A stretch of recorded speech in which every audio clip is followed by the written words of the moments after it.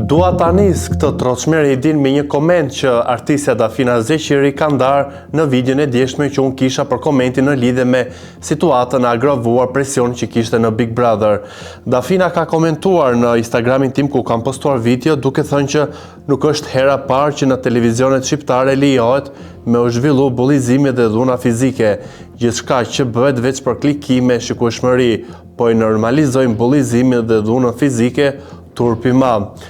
Sigurisht që sot do trajtoj çështjen që është bërë më virale, që ka një lloj impakti në publik dhe që do të ketë një peshë në prajmin e sotëm. Ka të bëjë me çiftin Alba Benita që kanë vënë në shënjestër Elionën edhe që rrjeti po zihen dhe kërkon që të merren masa dhe nuk e lejojnë dhe nuk e pranojnë gjuhën që po përdor Alba, por edhe Benita mos së shumti kundër Elionës. E ka nisur të gjithë debatin e tyre 2 ditë më parë me një lloj kërkese llogarie që Benita i tha Elionës pse ma hoqe dorën nga shpatulla, sigurisht që gjen pretekste për të shkaktuar një lloj polemike, por ajo që nuk po pëlqet është që Benita po ha fjalët e saj. Pas një situate të agravuar që kishim me ngacmimet e me këto,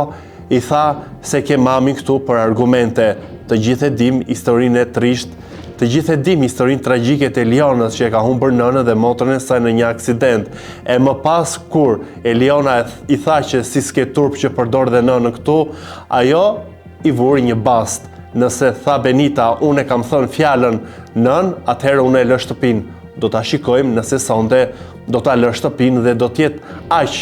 zonjë me ditet si që pretendon pasi fjalën e ka thënë. Është aty me video i ka thënë. Nga ana tjetër, ajo që nuk po pëlqet edhe që unë nuk e pëlqej, e mirë kuptoj që Big Brother është një lojë provokimesh, nervash, ngacmimes, për të prodhuar situata, për të parë se si qaset personi ndaj ngacmimeve, ndaj provokimeve, por po shkelen në disa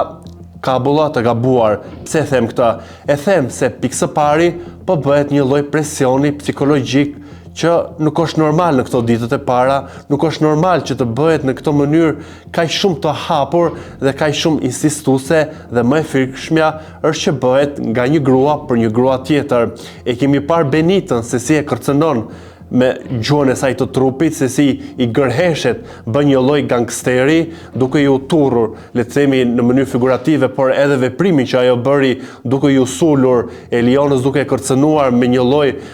vetbesimi që nuk e di ku e ka marrë Benita, por besoj që influencohet keq nga Alba, ndoshta edhe nga vizitat e saj të shpeshta në dhomën rrëfimit, por kjo është një tjetër situatë se përgjegjës banorët janë aty për veten e tyre dhe për atë çka ata japin. Pra janë këto situatat që e kanë bërë të revoltuar publikun, ku kërkojnë që të merren masa dhe të mos lejohet kjo gjuhë që po përdoret ndaj Elionës, jo vetëm sepse është vetëm 18 vjeçare, por nga ana tjetër këto lloj protagonizmi të dhunshëm që Benita dhe Alba e kanë, e cila e ka gjuar të dhe me jastëk, ku nuk lejohet prekja fizike. Shtojmë këtu dhe prekjen që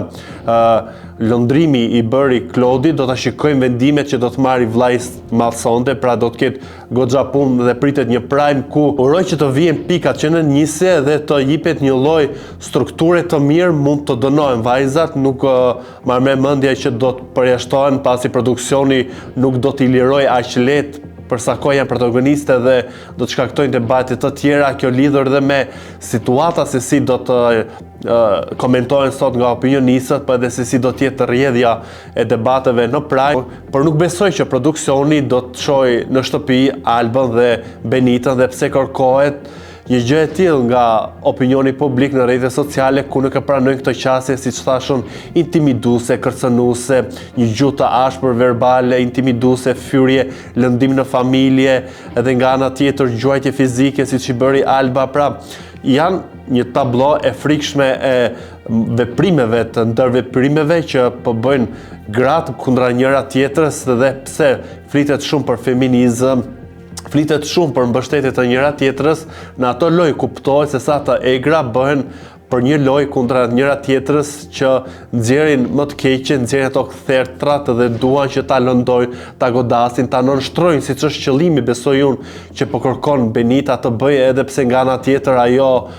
po gjykohet nga banorët e tjerë, po tallet në thojze dhe nga lëndrimi për karrierën e saj në muzikë një këngë ka Bugatti dhe po ja përsërit, pra është në këto vorbullat ku po merr, le të themi, situata nga të dyja anët.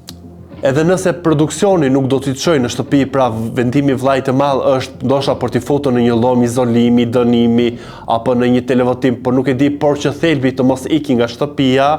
besoj që lojën dhe pëlqimin me publikun e kanë humbur, kanë krijuar një lloj antipatie të madhe në rrjet dhe kjo gjë shikohet dhe lexohet ku dhe reagimet janë të shumta për Benitën dhe për Albën. Brenda në shtëpi ato mund të krijojnë dhe situata të tjera, por nuk e di se sa do t'i lejojnë dhe banorët e tjerë për kur do të shikohet edhe prajmi i sotëm me të gjitha situatat, pash Benitën që po ju afronte Hyggerta Sakos, por nuk besoj që do të bjeri në prenë e saj dhe po e kupton që ndoshta po bën gabim që po qëndron me Albën dhe është një influencë e keqe, por është e trisht se si ka një lloj gjuhë kaq të egër, kaq kërcënuese, kaq gangsta, si mund të jetë një grua kaq gangsta? I duam gratë e forta, po gratë që japin shembull, gratë që frymëzojnë edhe gratë që ndihmojnë njëra tjetrën, por jo gratë që janë rrugaçe, që futen në këtë lojë, që kanë bërë një jetë ordinere jashtë në rrugë dhe që nuk dihet se çfarë vipllloku janë, se çfarë virtyti japin atë lojë, përpose banalitet, përpose një gjuhë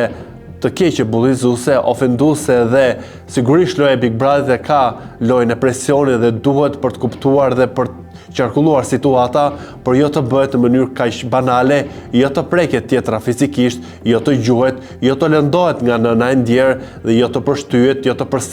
dhe jo të spërkatet me parfum siç e bëri Benita, e cila është e mbushur me silikon dhe era silikon i vjen, nuk i vjen era natyrale siç i vjen